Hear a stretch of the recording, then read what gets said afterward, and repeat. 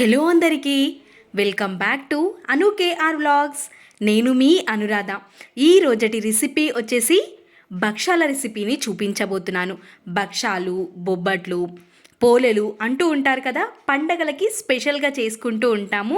పురాతన కాలం నుండి, మన అమ్మమ్మల నాటి కాలం నుండి ఈ భక్షాల రెసిపీని మనం చూస్తూనే ఉంటాము.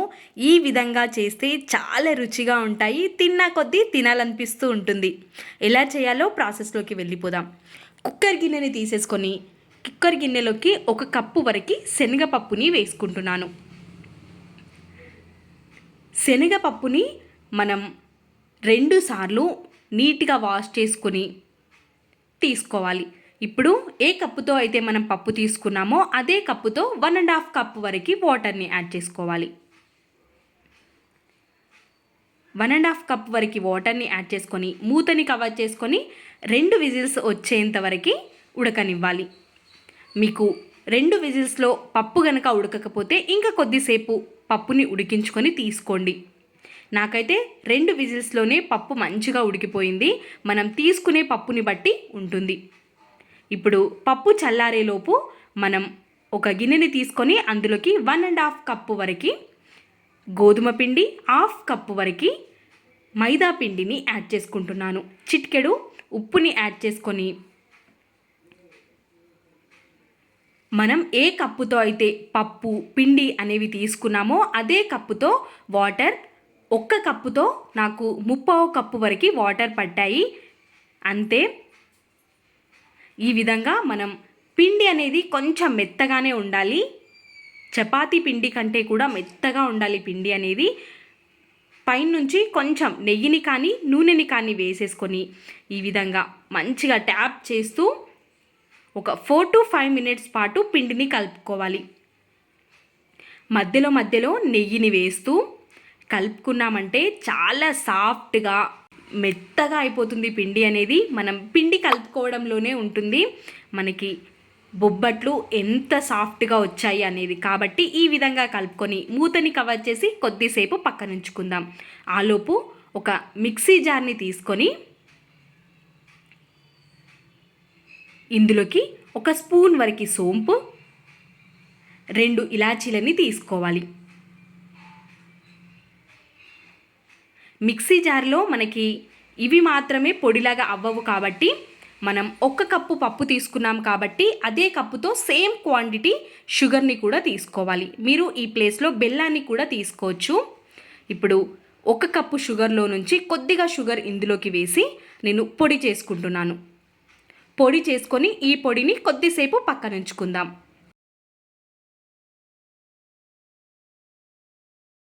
మనకి పప్పు ఉడికిపోయింది. కుక్కర్ మూత తీసి చూస్తే పప్పు అనేది చాలా మెత్తగా ఉడికిపోయింది. ఈ విధంగానే ఉండాలి.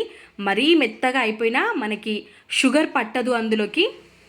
కాబట్టి వాటర్ కూడా కొద్దిగానే మిగిలాయి. ఇవి ఇలా చిల్లులున్న గిన్నెలోకి వేసేసుకొని కొద్దిసేపు చల్లారనివ్వండి. కంప్లీట్గా చల్లారేంత వరకు పక్కనుంచుకోవాలి. మనకిక్కడ వాటర్ కూడా ఏం ఎక్కువగా మిగలలేదు. ఈ వాటర్ని మనం ఏదైనా పప్పులోకి కూడా వేసుకోవచ్చు. ఇప్పుడు మిక్సీ జార్ని తీసుకొని ఇందులోకి మొత్తం కంప్లీట్గా చల్లారిపోయిన పప్పుని వేసుకోవాలి. పప్పు అనేది ఎక్కువ మెత్తగా కూడా ఉడకకుండా ఇక్కడ చూస్తున్నారు కదా మీరు వీడియో క్లిప్లో, ఈ విధంగా ఉండాలి. మనం ఇప్పుడు ఈ పప్పులోకి సోంపు, ఇలాచి, కొంచెం షుగర్ని వేసి మిక్సీ పట్టి పెట్టుకున్న పౌడర్ని వేసేసుకొని ఇంకా మిగిలింది ఉంది కదా షుగర్ అనేది, అందులో నుంచి 1/2 షుగర్ని వేసేసి మిక్సీ పట్టుకోవాలి. మధ్యలో మధ్యలో ఆపుతూ మిక్సీ పట్టుకోవాలి. ఇంకా మిగిలిన మొత్తం షుగర్ని వేసేసి మెత్తగా అయ్యేంత వరకు మిక్సీ పట్టేసుకొని తీసుకోవాలి. మనం ఈ పప్పులోకి సోంపు యాడ్ చేయడం వల్ల డైజెషన్ ఇష్యూ అనేది రాకుండా ఉంటుంది. ఈ విధంగా మెత్తగా అయిపోయింది పిండి అనేది. ఇప్పుడు ముద్దలు ముద్దలుగా చేసేసుకొని ఒక ప్లేట్లోకి తీసుకొని పక్కనుంచుకోవాలి. ఎక్కడ మనకి పప్పుగా లేకుండా మొత్తం ఫైన్ పేస్ట్ లాగా అయిపోయే విధంగా ఈ విధంగా మిక్సీ పట్టేసుకొని ముద్దలు ముద్దలుగా చేసుకొని పెట్టుకోవడం వల్ల మనకి చాలా తొందరగా కన్వీనియంట్గా ఉంటుంది. నేను తీసుకున్న 1 కప్పు పప్పుకి నాకు 6 బొబ్బట్లు అనేవి వస్తాయి. ఇప్పుడు పిండిని తెరిచి చూస్తే పిండి సాఫ్ట్గా చాలా చక్కగా ఉంది. ఇప్పుడు ఈ పిండిని ఇంకో కొద్దిసేపు ప్రెస్ చేస్తూ కలుపుకోవాలి.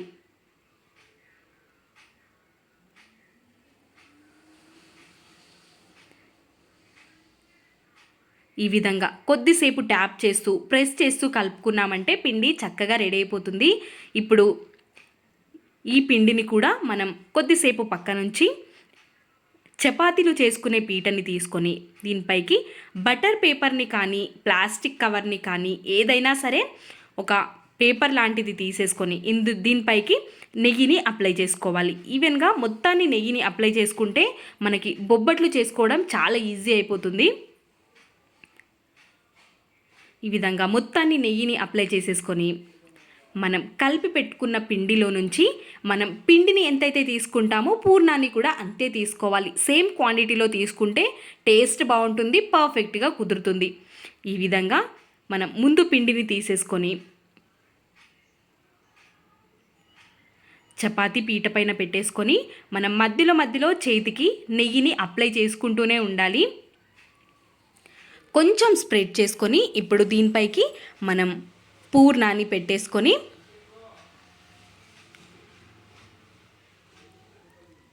క్లోజ్ చేసుకోవాలి.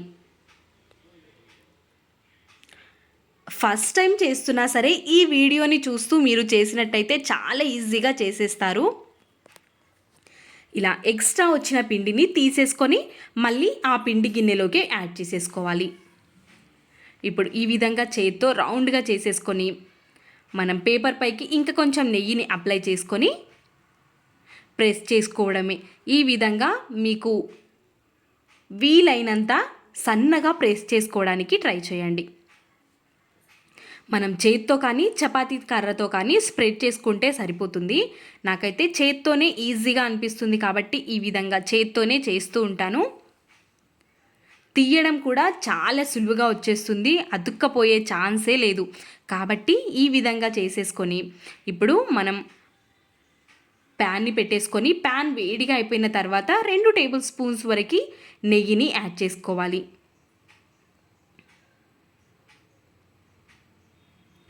ప్యాన్ మంచిగా వేడిగా ఉన్నప్పుడే మనం చేసుకున్న బొబ్బట్ని యాడ్ చేసుకోవాలి.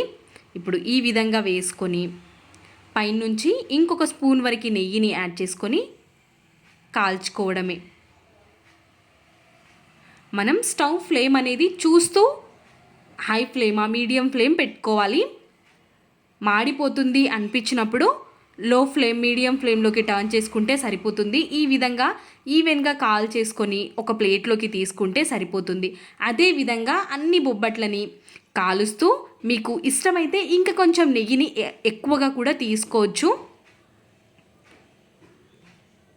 ఈ విధంగా అన్నింటినీ కాల్ చేసుకొని తీసేసుకోవడమే. చాలా సాఫ్ట్గా పొరలుగా మెత్తగా వస్తాయి. ఈ విధంగా మీరు చేసినట్టయితే మన ఇంట్లో పెద్దవాళ్ళు కూడా ఇదే విధంగా చేస్తూ ఉంటారు కాబట్టి రుచిగా వస్తూ ఉంటాయి.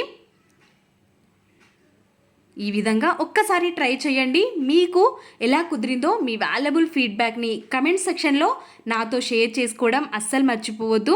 ఈసారి పండగలకి ఖచ్చితంగా ఈ రెసిపీని ట్రై చేయండి, మీకు కూడా తప్పకుండా నచ్చుతుంది. వీడియో నచ్చితే please like, share, subscribe. Thanks for watching. Bye bye.